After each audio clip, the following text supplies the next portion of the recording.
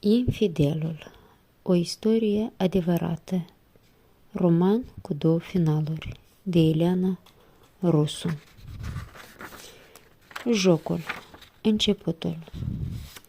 Ai putea să mă ajutați să îmi aleg o cămașă, poate și niște blugi mai potriviți. Roșcata cu ochii căpruși dați seama că rugămintea îi este adresată ei și își ridică puțin capul de la pereche de pantofi pe care o examina. Își aruncă privirea spre bărbatul care se afla la 1 metru de ea și îi răspunse fără să se gândească, dar cu multă amabilitate. Bineînțeles, ce modele v-ar interesa în mod special? Că văd aici mai multe faine. Să zicem că cele din stocul cu reduceri. Magazinul era plin de lume.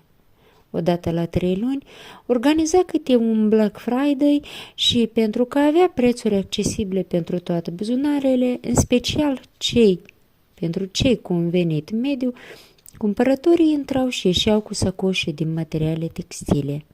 Acestea puteau fi observate pe străzile orașului, în supermarketuri, în trolebuse, prin parcuri, purtate pe umăr sau pur și simplu alunecând peste picioarele trecătorilor.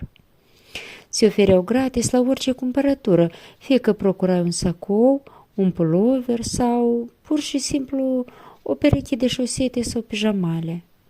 În acea zi de sfârșit de august domina o îmbulzeală decentă. Mai era și sâmbătă după amiază și cei intrați să cheltuiască bani nu se grăbeau să iasă.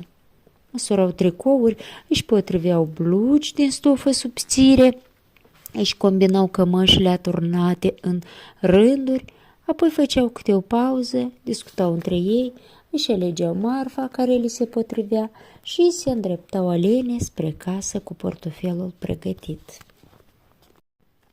Bărbatul venise singur. Își făcuse un tabiet din a-și procura haine noi de îndată ce se schimba anotimpul și aici găsea totul de ce avea nevoie, de la chiloți până la adidași. Hainele purtate un sezon erau aruncate sau transformate în simple bucăți de cârpă pe care le folosea pe la muncă, cu excepție pieselor vestimentare de brand. Acelea erau aranjate cu grijă pe umerașe și îmbrăcate cu ocazii speciale. Nu era nici snob și nici obsedat de țoale